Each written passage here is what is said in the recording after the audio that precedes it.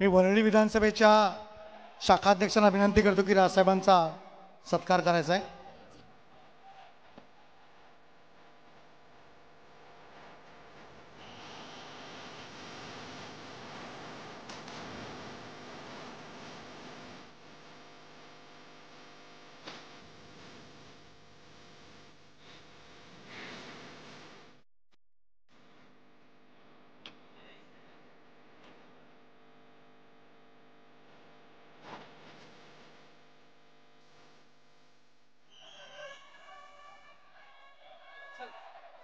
सन्माननीय राजसाहेब ठाकरेंना विनंती करतो की त्यांनी उपस्थितांना संबोधित करायचं आहे.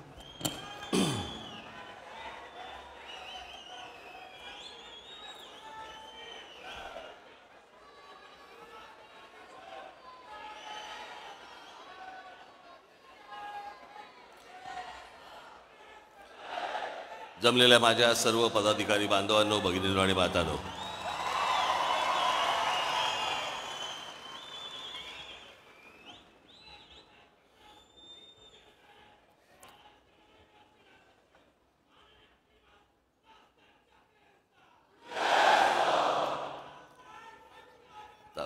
सर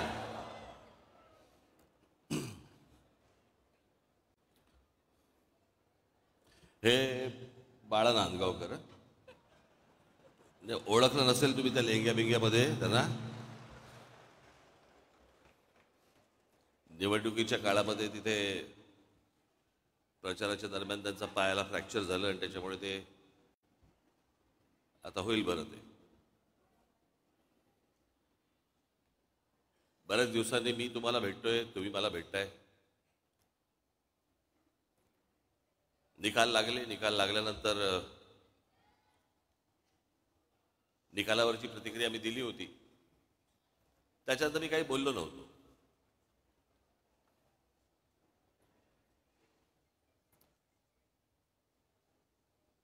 पण शांत आहे याचा अर्थ विचार करत नव्हतो असं नाही.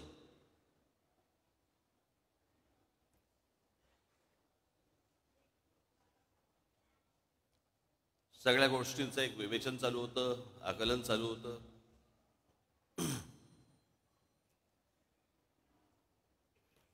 बरेच लोक मला भेटले या सगळ्या गेल्या 2 महिन्यामध्ये, 1.5 महिन्यामध्ये. परवा दिवशी माझ्याकडे ते संभाजी महाराजांवरचे चित्रपट करणारे लक्ष्मण उतेकर दिग्दर्शक ते आले होते. उत्तम दिग्दर्शक.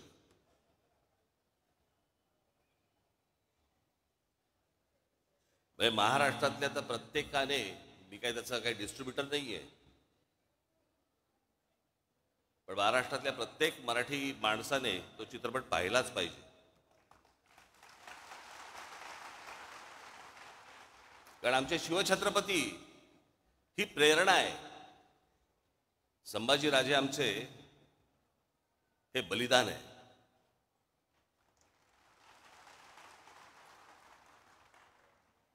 आणि मग मला मी पाहिलं नव्हतं त्याचं ते ट्रेलर बिलर. मला आमच्या अमेय खोपकरने मला सांगितलं की त्यांना तुम्हाला येऊन भेटायचं आहे. म्हटलं काय आहे विषय? नाही म्हटलं त्याच्यामध्ये संभाजी महाराज. हा लाईट जरा कमी होईल का रे? हा माझ्या डोळ्यासमोरचा काय आहे का काही त्याच्यात? काय बोटं बिटं घाला कुठेतरी बटनात.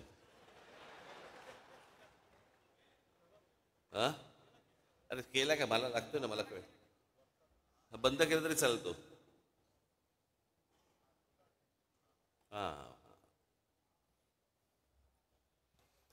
तर त्याने मला काहीतरी सांगितलं की काहीतरी संभाजीराजे लेझिम खेळताना वगैरे काहीतरी दाखवलं वगैरे. मग मी तो ट्रेलर पाहिला. मग दुसऱ्या दिवशी ते आले मला भेटायला. अर्थात लेझिम हा आपला पारंपरिक खेळ आहे महाराष्ट्राचा. आणि संभाजीराजांनी कधीतरी हातामध्ये लेझिम घेतलंही असेल, काय माहिती. इतिहासाच्या पानात नाही, पण मनात तर असेल.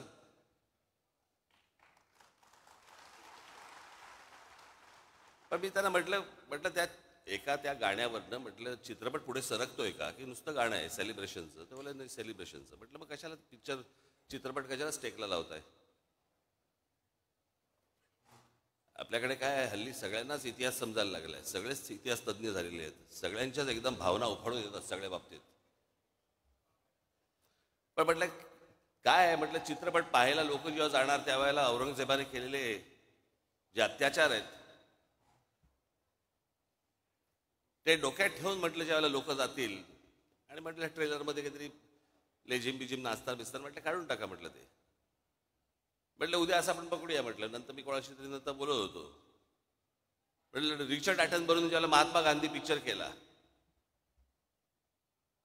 आपल्या डोळ्यासमोर महात्मा गांधीचे काही काही आंदोलनं येतात, पण चित्रपट पाहायला गेलो असताना आपल्याला असं एका सीन मध्ये दिसलं की महात्मा गांधी दांडिया खेळतात.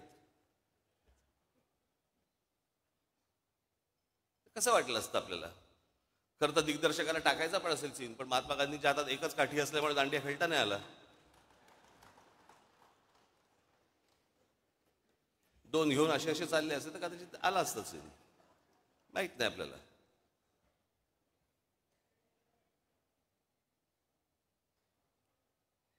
पण बरेच लोक मला भेटले, म्हणजे निकाल लागल्यावरती, निवडणुकीचा निकाल लागल्यावरती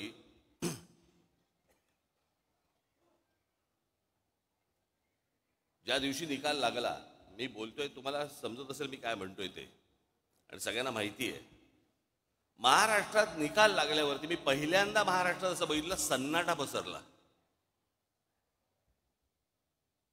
ज्या प्रकारचा जल्लोष व्हायला पाहिजे होता, ज्या प्रकारची गोष्ट व्हायला पाहिजे होती, मिरवणुका काय सगळं सन्नाट आलो, कारण लोकांमध्येच संभ्रम होता. हे काय आहे, हे कसं झालं, असा कसा निर्णय आला. माझ्याकडे एक व्यक्ती आली होती जी RSSची म्हणजे संघाशी संबंधित व्यक्ती होती. त्यांच्याही मनामध्ये मला दिसलं की त्यांनाही पटलेलं नाही. त्यांनी फार छान वाक्य बोलले ते माझ्यासमोर. मला म्हणाले, इतना सन्नाटा क्यों है भाई, कोई तो जीता होगा, कोणीतरी जिंकलं असेल की ज्याच्यातनं जल्लोष होईल. पण महाराष्ट्रामध्ये जो सन्नाटा पसरला ते कसलं द्योतक आहे. काही काही गोष्टींवरती तर विश्वासच बसू शकत नाही. हे आमच्या इथे राजू पाटील बसलेत. कुठे आहेत राजू? कुठे? इथे.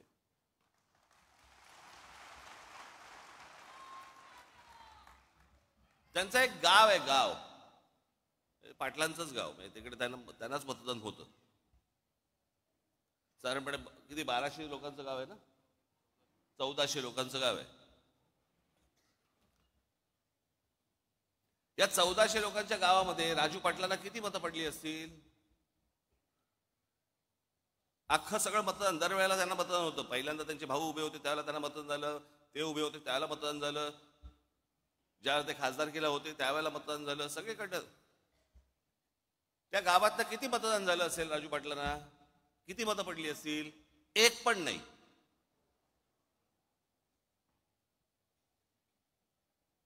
अख्ख्या गावातनं एक मत नाही पडत. जी 1400च्या 1400 मतं जी दरवेळेला राजू पाटलांना पडायची, त्या गावामध्ये एक मत नाही पडत.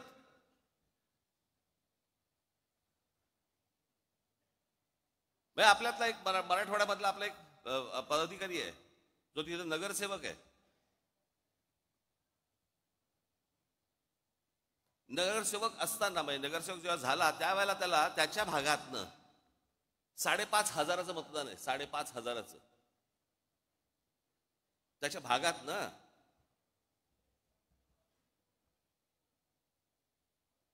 आत्ता तो विधानसभेला उभा होता, त्याला त्याच्या वॉर्डामध्ये नगरसेवक पदासाठी म्हणून त्याला 5,500 मतदान झालं होतं. आत्ता विधानसभेच्या वेळेला त्याला किती मतदान झालं असेल? विधानसभा 2,500.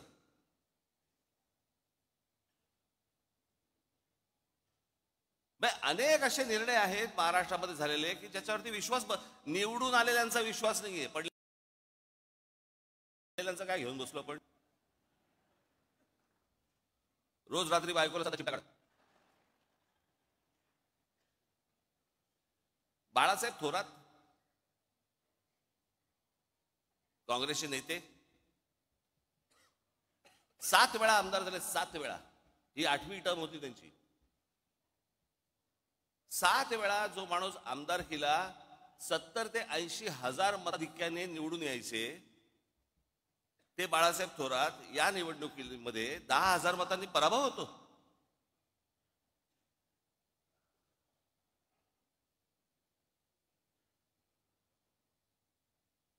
उद्या अनेक लोक बोलतील की राज ठाकरेंचा पराभव झाला म्हणून त्याच्यामुळे ते हे बोलतायत. मी काय बोलतोय, अख्खा महाराष्ट्र बोलतोय.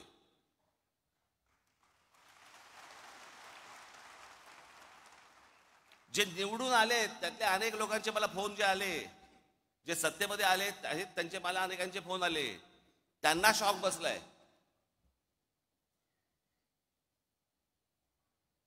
अहो 4-5 जागा येतील म्हणजे कसं आहे, भारतीय जनता पक्षाला 132 काय जागा मिळाल्या वगैरे वगैरे, चला ठीक आहे. मागच्या वेळेला पण त्यांना काहीतरी 100 काय किती जागा होत्या, 105 च्या आधी नाही, 105 17ला होत्या, 122 काहीतरी 122 काहीतरी जागा होत्या 2014ला. ठीक आहे, आपण समजू शकतो. चला 132. अजित पवार 42.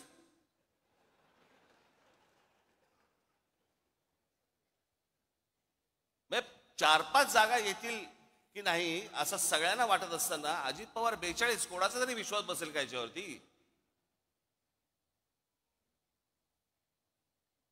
आणि जे इतकी वर्ष या महाराष्ट्रामध्ये राजकारण करत आले, ज्यांच्या जीवावरती हे अजित पवार, भुजबळ बिजबळ सगळेजण मोठे झाले, त्या शरद पवारांना 10 जागा मिळतात.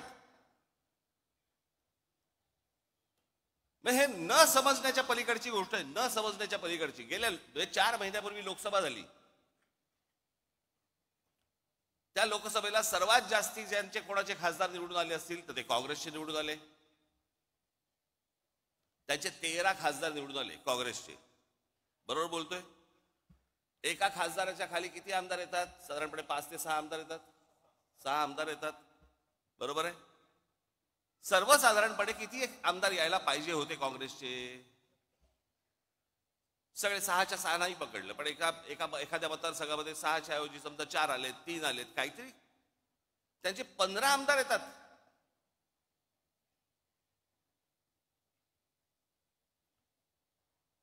शरद पवार साहेबांचे 8 खासदार निवडून आलेत, 8 खासदार. त्यांचे 10 आमदार येतात. आणि लोकसभेला ज्या अजित पवारांचा 1 खासदार निवडून आलाय तिथे 42 आमदार येतात. 4 महिन्यात फरक पडला लोकांच्या मनात. काय झालं, कशामुळे झालं, हा संशोधनाचाच विषय. मी तुम्हाला आज काय सांगायला आलोय, या मतदानावरती जाऊ नका. लोकांनी आपल्याला मतदान केलेलं आहे, फक्त ते आपल्यापर्यंत आलेलं नाहीये.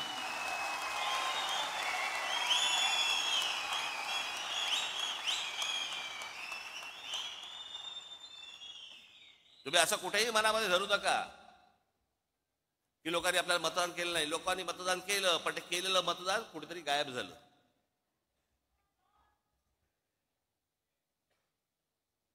आणि अशा प्रकारच्या ज्या निवडणुका लढवायच्या असतील तर निवडणुका न लढवल्याच बऱ्या.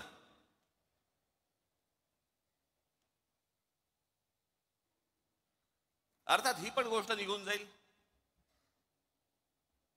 कोणी कुठच्या गोष्टीचा अमरपट्टा घेऊन आलेला नसतो.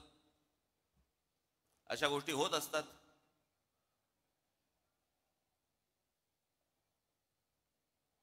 पण मला तुम्हाला फक्त एकच गोष्ट, तुम्हाला आज महत्वाच्या गोष्टी काही सांगायच्या आहेत.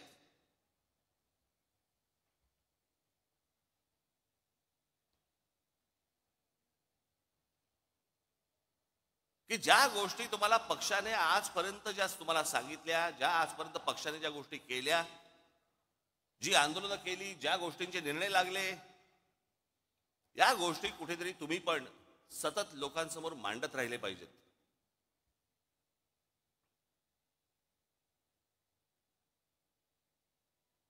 आतापर्यंत आपण काय काय केलं, कोणती कोणती आंदोलनं केली, कोणकोणत्या विषयामध्ये हात घातला, कोणकोणत्या विषयांचे निर्णय लागले, हे तुम्ही स्वतः कन्व्हिन्स पाहिजेत. तुम्हाला 4 लोकांनी प्रश्न विचारल्यावरती भांबावून जाणं हे काय, हे चांगलं लक्षण नव्हे.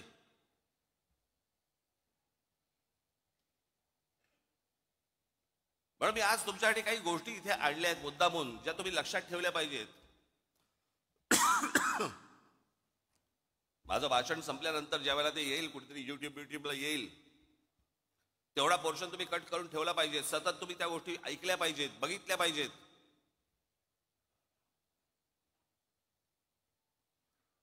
आणि हा जाणीवपूर्वक केलेला प्रचार असतो, जाणीवपूर्वक केलेला प्रसार असतो. तिथे जर तुम्ही खमके नसाल, तुम्ही जर खंबीर नसाल, तुम्ही उत्तर काय देणार आहात? आणि हे जाणून बुजून सगळे, कारण कसं आहे, हल्ली काही अनेक पत्रकार जे आहेत हे अनेक पक्षांच्या दावणीलाच बांधले गेलेले आहेत. अनेक चांगले पत्रकार देखील आहेतच, पण अनेक पत्रकार गेलेले आहेत. ते ह्या सगळ्या गोष्टी लिहित असतात, सांगत असतात, चॅनलमधनं पसरवत असतात, वर्तमानपत्रात देत असतात, सगळ्या गोष्टी चालू असतात, सोशल मीडियावरती देत असतात. आणि मग तुम्हाला ते भणभणून टाकतात. त्यातला सगळ्यात महत्वाचा भाग कुठला? 3 विषय मला मुद्दा म्हणून तुमच्या समोर मांडायचे आज. एक म्हणजे राज ठाकरे भूमिका बदलतात. मी ज्यावेळेला माझ्या काही पदाधिकाऱ्यांची, इतर सगळ्या लोकांची ज्यावेळेला मी बोललो त्यांच्याशी, मी म्हटलं तुम्हाला तरी माहिती आहेत का, म्हटलं भूमिका बदलणं म्हणजे कशाला म्हणतात?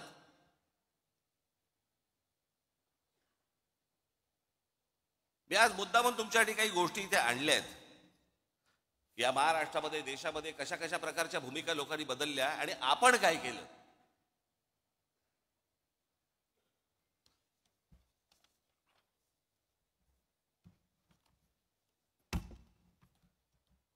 थोडा मागे जातो, नंतर मध्यात परत येतो. मी काय सांगतोय तुम्ही नीट ऐका.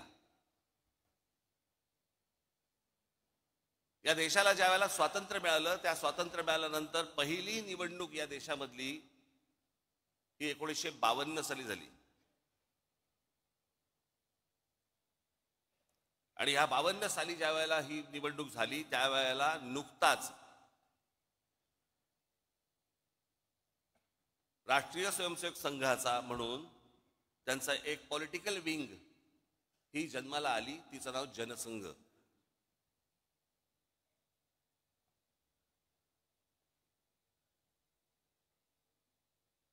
हिंदुत्व वगैरे वगैरे अनेक गोष्टी ते मांडत आले आजपर्यंत, त्याचा काही विषयच येत नाही.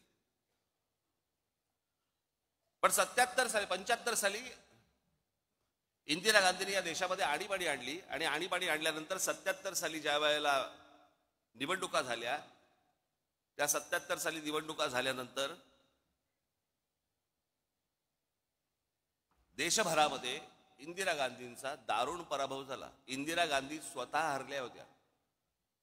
मी जर चुकत नसेल तर मला असं वाटतं राजनारायण होते, राजनारायणांनी इंदिरा गांधींना हरवलं होतं. आणि मग जनता पक्ष नावाची, जनता पार्टी नावाची एक पार्टी उभी राहिली. त्याच्यामध्ये अनेक पक्ष होते.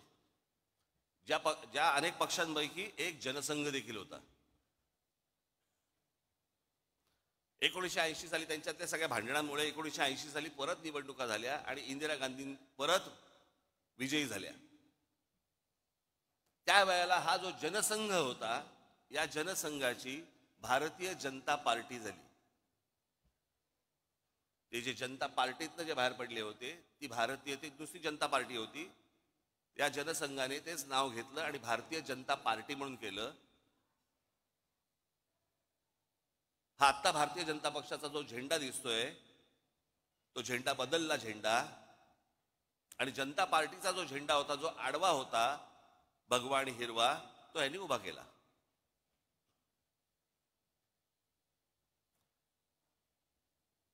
आणि हिंदुत्व या विषयावरती आजपर्यंत जे जनसंघाने ज्या गोष्टी केल्या, 80 साली ज्याला भारतीय जनता पक्ष म्हणून जेव्हा झाला, भारतीय जनता पार्टी म्हणून जेव्हा झाली, त्यावेळेला अटल बिहारी वाजपेयी त्याचे अध्यक्ष झाले. आणि त्यांनी संपूर्णपणे पक्षाची भूमिका बदलली आणि गांधीवादी समाजवाद यापुढे आम्ही पाळू, ही भूमिका घेतली, गांधीवादी समाजवाद.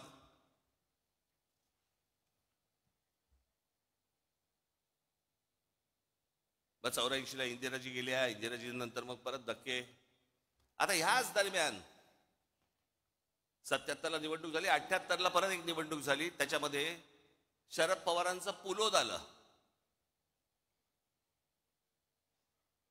शरद पवार मुख्यमंत्री झाले. ते आहे ना ते वसंतदादा पाटलांच्या पाठीत खंजीर खुपसून वगैरे ते सगळं प्रकरण. आणि ज्या वेळेला शरद पवारांनी ज्या वेळेला पुलोद स्थापन केली त्यावेळेला हाच जनसंघ, त्यावेळेला भारतीय जनता पार्टी झालेली नव्हती, हा जनसंघ पुलोदमध्ये शरद पवारांबरोबर होता.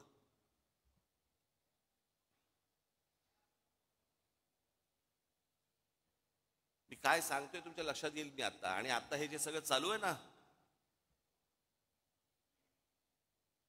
हा ह्याला भेटला, तो त्याला चोरून भेटला, तो त्याला हे भेटला, हे तर उघडपणे सुरू होतं.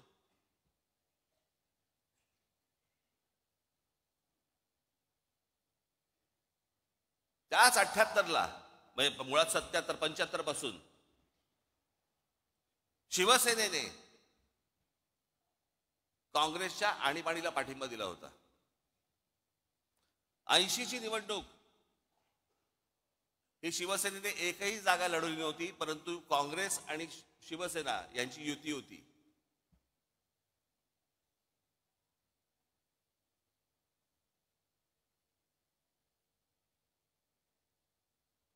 शरद पवार त्याच्यात 80 साली त्यांचं सरकार बरखास्त केलं इंदिरा गांधींनी. 6 वर्ष काही नव्हते. 84ची एक निवडणूक झाली. मग 86 साली शरद पवार परत काँग्रेसमध्ये त्यांनी प्रवेश केला, संभाजीनगरला राजीव गांधींच्या समोर. मग ते काँग्रेसमध्ये आले. जनता पक्ष बाहेरच राहिला.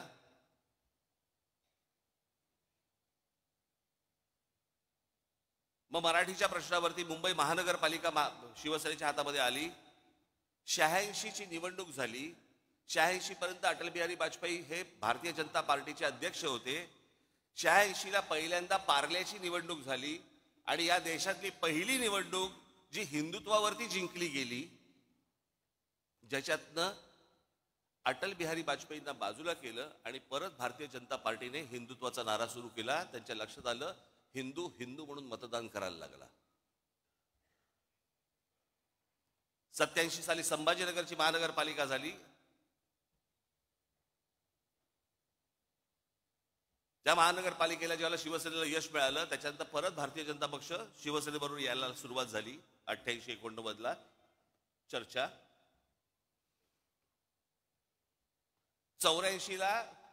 1984ला शिवसेना भारतीय जनता पक्ष युती झाली होती आणि शिवसेनेचे 2 खासदारकीचे उमेदवार हे कमळावरती उभे होते, मनोहर जोशी आणि वामनराव महाडिक.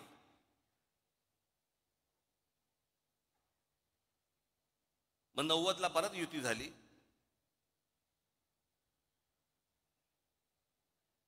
88ला परत शरद पवार मुख्यमंत्री झाले. मग 95ला परत भारतीय जनता पक्ष शिवसेना युती झाली. युतीतलं सरकार आलं. 99ला परत तीच काँग्रेस सोडून शरद पवार बाहेर पडले आणि 99चे रिझल्ट लागल्यावरती 2 महिन्यात एक दीड महिन्यामध्ये शरद पवार त्यांची काय राष्ट्रवादी काँग्रेस आणि काँग्रेस परत युती झाली. ज्या काँग्रेसला शिव्या घालून ते बाहेर पडले होते त्यांच्याच बरोबर दीड महिन्यात युती झाली. हे मी तुम्हाला का सांगतोय? या सगळ्यांनी आपापसात प्रत्येकाच्या स्वार्थासाठी सगळ्यांनी आपापल्या भूमिका बदलल्या. इथे मी कोणत्या स्वार्थासाठी भूमिका बदलली हो?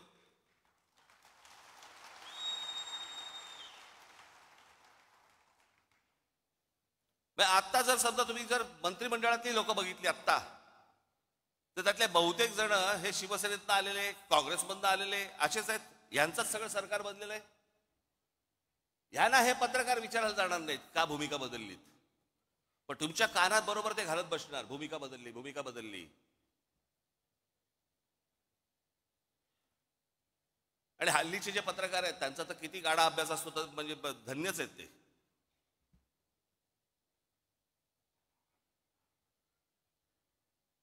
आजचा दिवस ढकलायचा, काही का बातमी टाके ना.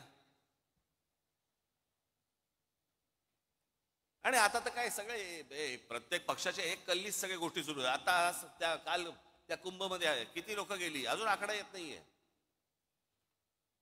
ज्या प्रकारे इतर पक्षांचं कोणाचं असतं आणि काय झालं असतं तर काय तमाशा केला असता चॅनलवाल्यांनी, आता काय नाही, सगळं चालू आहे, दाखवत आहेत बातम्या फक्त.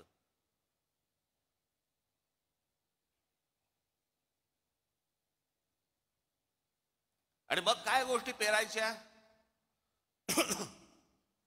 की राज ठाकरेंनी पहिल्यांदा नरेंद्र मोदींना पाठिंबा दिला, मग त्यांच्या ते विरोधात बोलायला लागले आणि मग परत त्यांनी सपोर्ट केला. का केला? कारण त्यांच्या मागे ईडी लावली, माझ्या मागे ईडी लावली.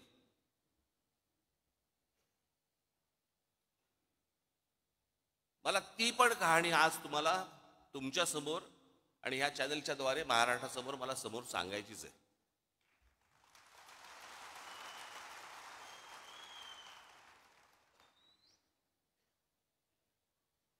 मी जे आता तुम्हाला जे सांगणार आहे,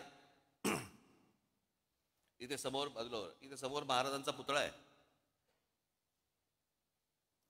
त्याच्या समोर मी जे सांगीन ते शपथपूर्वक सांगीन.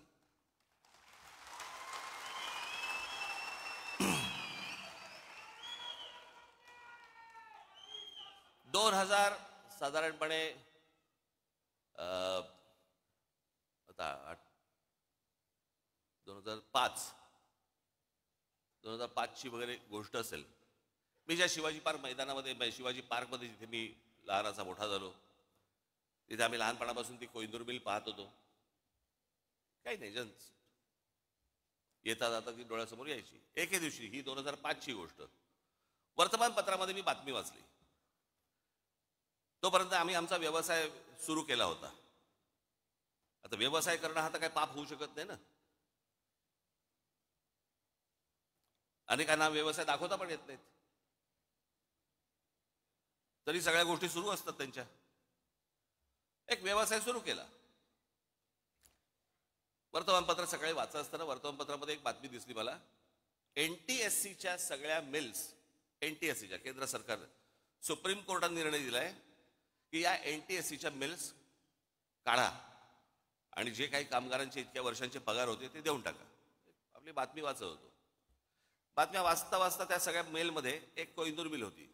म्हणून मी आमचे जे पार्टनर होते त्यांना मी फोन केला. म्हटलं अरे असं असं समोर काहीतरी येते कोइंदूर मिलचं. त्यांनी मला सांगितलं पण हे ते प्रकरण खूप मोठं आहे. म्हटलं हो, मला मान्य, मला खूप मोठं आहे, काय आहे एकदा चेक तर करू. म्हणून आमचे एक दुसरे सहकारी होते, त्यांना मी फोन केला, त्यांना बोलून घेतलं. म्हटलं जरा बसून बघा काय होतंय. मग त्यांनी सगळी आकडेवारी केली वगैरे वगैरे. ते बोलले आपण टेंडर भरून टाकू. पण ते सगळं गणित बिणित केलं, टेंडर भरून टाकलं. एके दिवशी त्या माझ्या सहकार्याचा म्हणजे पार्टनर होते, त्यांचा घाबरत घाबरत फोन आला सकाळी. म्हणाले काय? म्हटलं काय रे, काय झालं एवढं, काय घाबर? नाही ते टेंडर लागलं. म्हटलं मग घाबरतो कशाला? नाही नाही, ते काहीतरी काय 400-500 कोटीचं काहीतरी ते टेंडर होतं, काहीतरी द्यायचं. आणायचे कुठून? थोडक्यात माझी जरा थोडीशी जमीन पायाखालची सरकली होती. आता म्हटलं काय करायचं, दाखवायला तर नको. मग आमच्या एका दुसऱ्या मित्राला सांगितलं. मग त्यांनी ते IL&FS नावाची एक कंपनी होती, त्या IL&FS कंपनीशी ते बोलले आणि ती कंपनी बोलली की बाबा आम्ही पैसे भरायला तयार आहोत, तुमच्याबरोबर यायला तयार आहोत. म्हणून सगळे पैसे जेवढे असतात ते सगळे त्या कंपनीने भरले. आम्ही त्याच्यामध्ये पार्टनर होतो, 7-8 जण होतो आम्ही.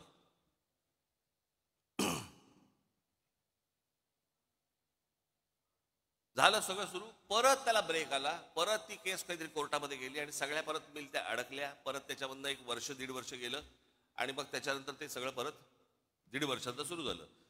त्या दरम्यान मी आमच्या सहकार्यात म्हटलं बाबा हे पांढरा हत्ती हा आपल्याला झेपायचा नाही, आपण यातनं बाहेर पडू.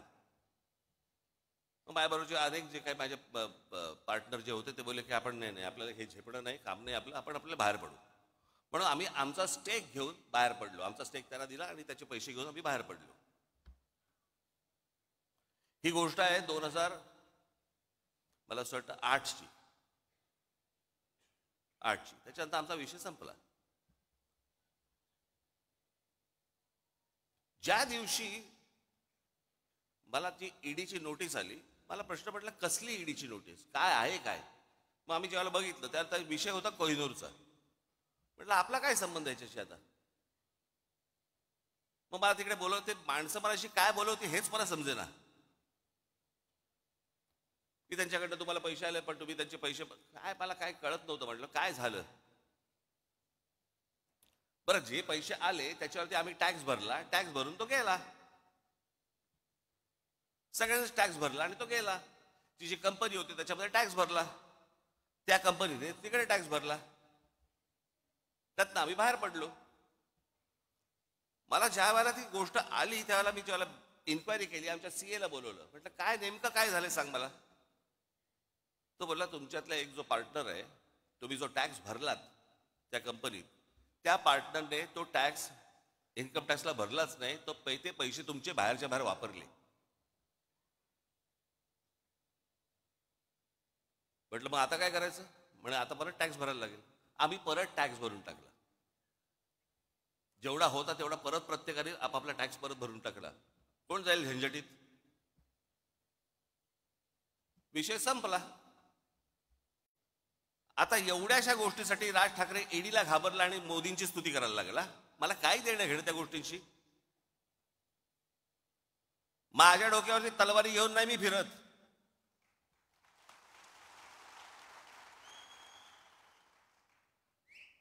या बाकीच्यांसारखं नाहीये. 6 दिवस अगोदर मोदी म्हणतात 70,000 कोटीचा भ्रष्टाचार केलेला ना आम्ही 8 मध्ये टाकू. आम्हाला माहित होतं की ते मंत्रिमंडळात टाकणार आहेत.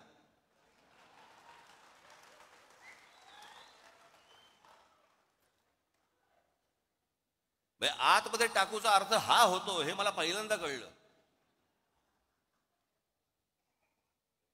किती किती तुम्हाला देऊ मला ह्याच्यामध्ये उदाहरणं या सगळ्या गोष्टींची. हे बघा, आता आपण भारतीय जनता पक्षाने काय काय गोष्टी केल्यात आपण बघूया.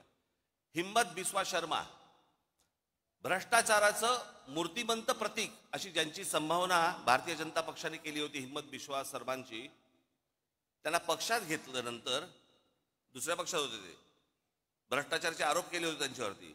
त्यानंतर भारतीय जनता पक्षाने पक्षात घेतलं, त्यांना अर्थ, आरोग्य आणि शिक्षणासारखी खाती दिली. नंतर त्यांना 2021 मध्ये मुख्यमंत्री केलं. म्हणजे ज्यांच्यावरती भ्रष्टाचाराचे आरोप केले होते तिथे भूमिका नाही बदलली. हे तुम्हाला पत्रकार नाही सांगणार. मुकुल रॉय, पूर्व भारतात सरधाना नावाच्या समूहाने लोकांना भरमसाठ रिटर्न्स देतो म्हणून पैसे गोळा केले आणि त्यांचे पैसे बुडवले. या घोटाळ्याचे शिल्पकार मुकुल रॉय, हे मुकुल रॉय होते असा भाजपाचा आजचा आरोप होता. 1917 मध्ये भाजपने मुकुल रॉयना पक्षात घेतलं. BS येडियुरप्पा, खाण घोटाळ्या प्रकरणी भाजपने त्यांना दूर सारलं, पण पक्ष सत्तेत येत नाही हे पाहून पुन्हा पक्षात घेतलं आणि 2019 ते 21 त्यांना मुख्यमंत्री केलं. अजित पवारांचं तर मी तुम्हाला सांगितलं. अशोक चव्हाण, आदर्श घोटाळा, त्यांनी काँग्रेस पक्ष सोडायच्या आधी संसदेत आदर्श घोटाळ्यातील त्यांच्या सहभागावरून भाजपच्या खासदारांनी आरोप केले. पुढे 8 दिवसात ते भाजपमध्ये आले आणि लगेचच त्यांना राज्यसभेवरती खासदार म्हणून पाठवलं. भूमिका नाही बदलली. फारुख अब्दुल्ला यांनी काश्मीर मधल्या 370 कलमाला विरोध करणाऱ्या भाजपसोबत, भाजपचा 370 कलमाला विरोध होता सुरुवातीपासून, आपलं त्यांचा विरोध होता की ते असू नये म्हणून, आणि फारुख अब्दुल्लांचा विरोध होता ते काढू नये म्हणून. काश्मीर मधल्या 370 कलमाला विरोध करणाऱ्या भाजपसोबत 1999 त्यांच्या एनडीएचे घटक बनले फारुख अब्दुल्ला, आणि ओमर अब्दुल्ला परराष्ट्र राज्यमंत्री बनले. याच ओमर अब्दुल्लांच्या नंतर नॅशनल कॉन्फरन्सने 2009 मध्ये काँग्रेसबरोबर युती केली. भूमिका नाही बदलली. भाजपमध्ये आले, भाजपने भूमिका बदलली. हे तुम्हाला कोण सांगणार नाहीत. म्हणून मी तुम्हाला, राजकारणामध्ये आहात तुम्ही, तुम्हाला हे सगळे संदर्भ तुम्हाला लक्षात असले पाहिजेत तुम्हाला माहिती असली पाहिजे, ज्या वेळेला हे लोक येऊन समोर ज्याला तुमच्याशी बोलतात आणि ज्याला त्याला सांगतात आणि ही असली गोष्टी ज्याला अफवा पसरवायला लागतात, त्यावेळेला तुम्ही तयार पाहिजेत.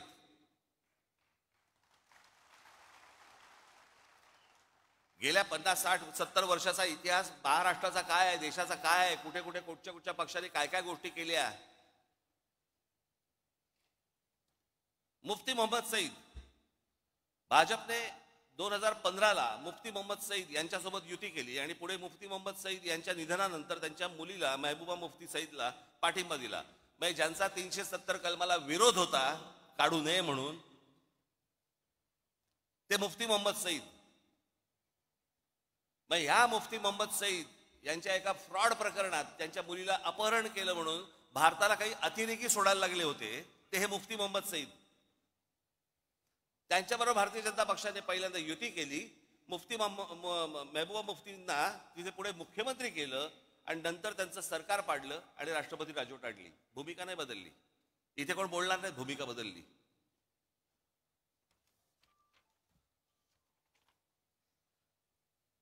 आता महाराष्ट्र देऊ.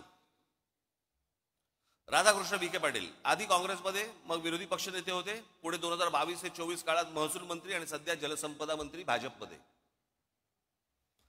हर्षवर्धन पाटील आधी काँग्रेसमध्ये होते, मग ते भाजपमध्ये आले. हर्षवर्धन पाटील भाजपमध्ये आले तेव्हा म्हणाले होते आता शांत झोप लागते.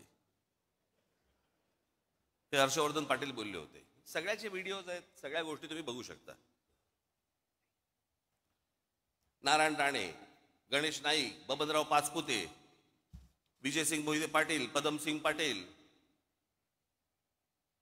किरीट सोमय्या ते केवढे आरोप केले होते. अनेक लोकांवरती आरोप केले विरोधी पक्षांमधल्या. आज ज्यांच्यावरती आरोप केलेत ना, ते सगळे आज मंत्रिमंडळात आहेत किंवा भारतीय जनता पक्षासोबत आहेत. त्यांना नाही कोणी विचारलं जात की भूमिका बदलली का, काय बदललं. हे जाणून बुजून तुमच्या कानी लागतात. जाणून बुजून तुम्हाला बदनाम करण्यासाठी म्हणून या गोष्टी सगळ्या पसरवल्या जातात. शिवसेनेचा ज्यावेळेला जन्म झाला 1966 साली, त्याच्यानंतर पहिली जी निवडणूक लढवली ती प्रजा समाजवादी पक्षाबरोबर लढवली. त्या निवडणुकीनंतर मुस्लिम लीग बरोबर युती पण केली होती. त्याच्यानंतर 77-75ला काँग्रेसला पाठिंबाही दिला होता. 80 साली युती पण केली होती. नंतर भारतीय जनता पक्षाबरोबर त्या वेळेची जी काय परिस्थिती असेल त्याप्रमाणे विरोधी पक्ष कोण निर्णय घेत असतात, यांनी घेतले असेल. त्या वेळेला परिस्थिती बदलली असेल, पण त्यांची ती बदललेली परिस्थिती हे ह्यांचं बरं आहे. ह्यांनी केलं की प्रेम, आम्ही केला की बलात्कार.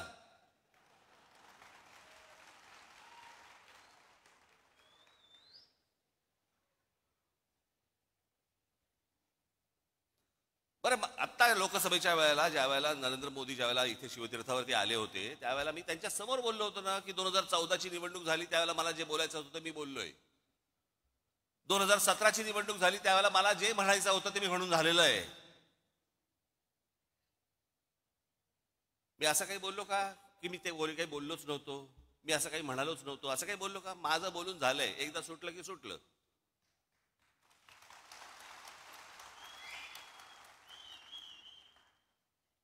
आणि जे बोललो होतो त्या सगळ्या गोष्टींना आधार होते. जे चांगलं कराल त्याला चांगलं म्हणू, जे वाईट कराल त्याला वाईट म्हणू. ह्या सगळ्या गोष्टीच्या तुमच्या समोर आणल्या. हे कृपाशंकर सिंग, बबनराव पाचपुते, अजित पवार, हे सगळे देवेंद्र फडणवीसांनी किती लोकांवरती आरोप केले आतापर्यंत? भ्रष्टाचाराचे किती लोकांना बरोबर आरोप केले? कित्येक लोकांवरती, जे तुम्हाला आता त्यांच्याबरोबर मंत्रिमंडळात दिसतील.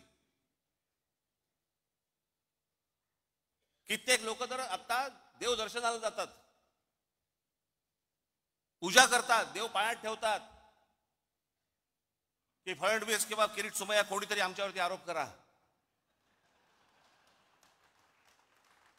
चला, आरोप केल्यावर आतमध्ये जाता येतं.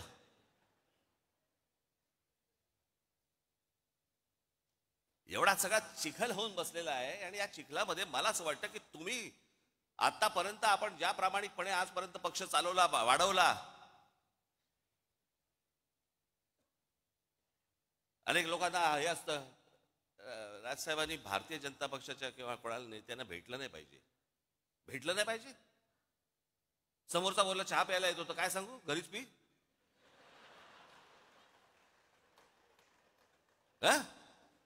तुम्ही काय वेगळं सांगाल?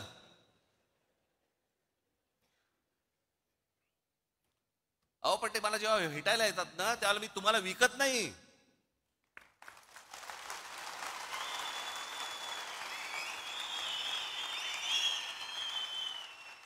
आणि माझा मराठीचा बाणा देखील मी बोथट करत नाही.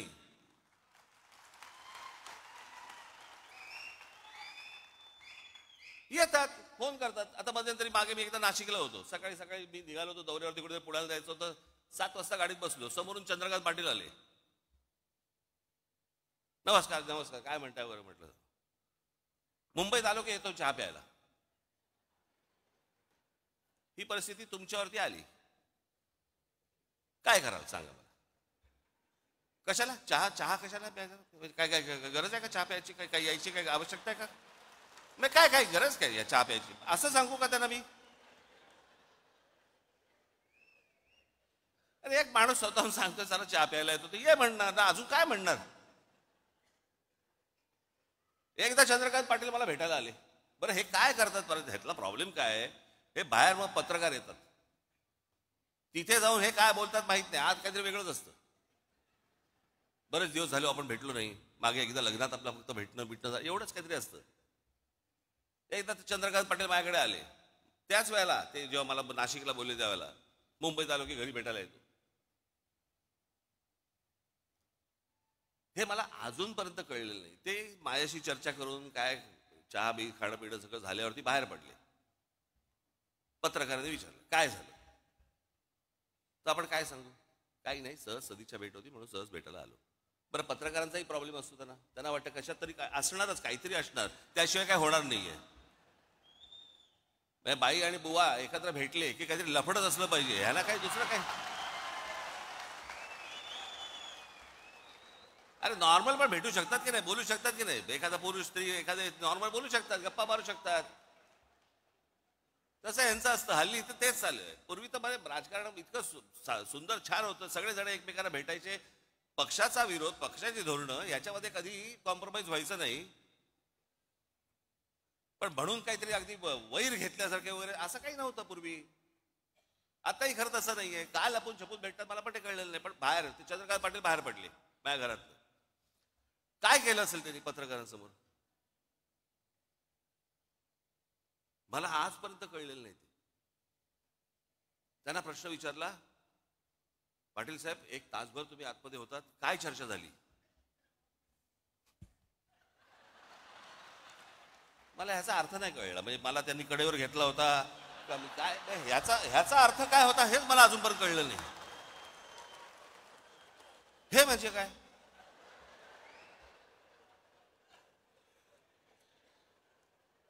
बरं मी काय पाहिलं नव्हतं.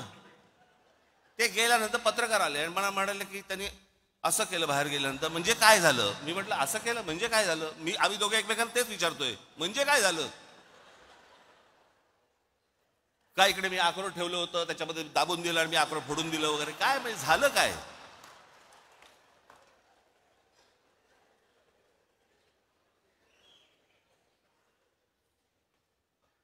एक गोष्ट तुम्ही लक्षात ठेवा, हे कोण भेटायला आले बिले वगैरे वगैरे, पक्षाची भूमिका आणि तुमचं प्रेम यांच्यासमोर लाचार ठेवणार नाही.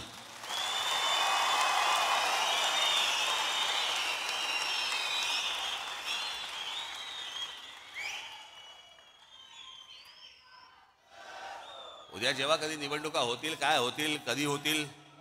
आता 28 तारखेला खरं तर निर्णय होता, तो 28 फेब्रुवारीला गेला. आता 28 फेब्रुवारीला गेला म्हणजे ऑक्टोबर नोव्हेंबर शिवाय निवडणुकाच होत नाहीत. बरं ऑक्टोबर नोव्हेंबरला तरी काय अजून पुढे ढकलतील. त्यांना काय, सरकारला प्रशासक नेमल्यानंतर प्रशासनाच्या हातात जर समजा या सगळ्या महानगरपालिका आणि सगळ्या गोष्टी असतील, कोण नगरसेवकांची ओझी उचलेल? त्याच्यामुळे कदाचित, मला माहिती नाहीये, परंतु आता ही 28 फेब्रुवारी का 26 फेब्रुवारी काहीतरी तारीख ठरली आहे. याच्यानंतर अजून पुढे जाईल काहीतरी. ते सगळं ऑक्टोबर नोव्हेंबर डिसेंबरला निवडणुका होतील. तोपर्यंत मी का सांगतो तुम्हाला, फालतू खर्च करत बसू नका. कळलं का? या देवस्थानाला घेऊन चाललो महिलांना, या इकडे घेऊन चाललो दर्शनाला, हे ते आता काही करू नका त्या सगळ्या गोष्टी. कळलं का? आणि निवडणुकीच्या वेळेला या खिशे बाहेर काढून माझ्यासमोर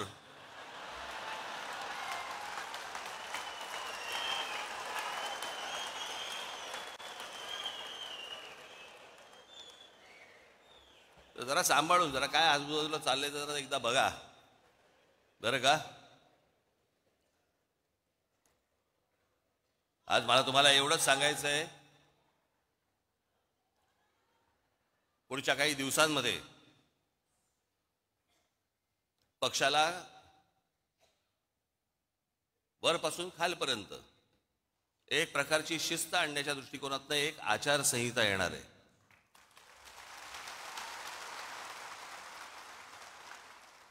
जी गोष्ट मी माझ्या विभागाध्यक्षाशी बोलीन तीच माझ्या शाखाध्यक्षाला पण कळली पाहिजे, तीच माझ्या महाराष्ट्र सैनिकाला पण कळली पाहिजे की काय नेमकं चालू आहे ते.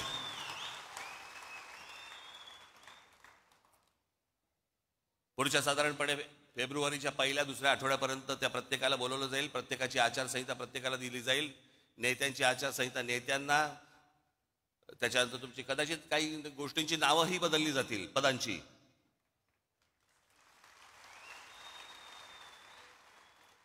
तर ते हळूहळू टप्प्याटप्प्याने त्या गोष्टी मी तुमच्यासमोर मांडीन. परंतु मी एक गोष्ट सांगतो तुम्हाला, मी लहानपणापासून अनेक पराभव पाहिलेत, अनेक विजय देखील पाहिलेत. पराभवाने मी कधी खचलो नाही आणि विजयाने कधी हुरळून गेलो नाही.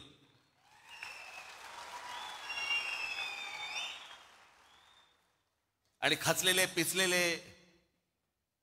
असल्या लोकांचं मला नेतृत्व करायचं नाहीये. माझ्याबरोबर राहणार असाल तर ठाम राहा.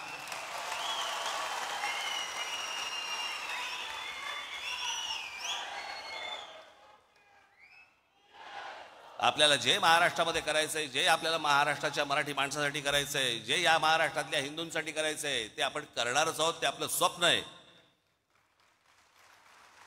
आज नाही उद्या, उद्या नाही परवा, पण ते होणार म्हणजे होणार, एवढं निश्चित आपण लक्षात ठेवावं. आज तुम्हाला हे सगळं मी पहिल्यांदाच येतो या सगळ्या ऑडिटोरियममध्ये. मी कधी आलेलो नव्हतो. खरं ते वरती बसले सगळे चिकटवलेले दिसत वाटतात मला. हे सगळे ते प्लॅकार्डचे करतात ना, तसेच दिसतात ते मला सगळ्या. आत ना रे तुम्ही खरंच. पण आज तुम्ही बऱ्याच दिवसानंतर तुमची भेट झाली, मलाही बरं वाटलं, मलाही आनंद झाला. एका उत्साहात, जल्लोषात, जोशात पुढच्या येणाऱ्या सगळ्या गोष्टी आपण पार पाडायच्या आहेत. घराघरापर्यंत जायचंय, लोकांचा विश्वास संपादन करायचा आहे. जे जे आतापर्यंत पक्षाने केलेलं आहे ते लोकांपर्यंत जाणं गरजेचं आहे. असल्या फालतू ज्या वेळेला अफवा पसरवल्या जातात त्यावेळेला तुमचा देखील राजकीय अभ्यास हा दांडगा असला पाहिजे आणि तुम्ही देखील पुरून उरला पाहिजेत त्या समोरच्या लोकांना. या गोष्टी मला असं वाटतं घेऊन तुम्ही आज सगळेजण आपल्या आपल्या घरामध्ये जाल. फेब्रुवारीच्या पहिल्या आठवड्यात, दुसऱ्या आठवड्यामध्ये आपल्या सर्वांची मी भेट घेईनच. तोपर्यंत तुर्तास आज इथेच थांबतो. धन्यवाद. जय हिंद, जय महाराष्ट्र.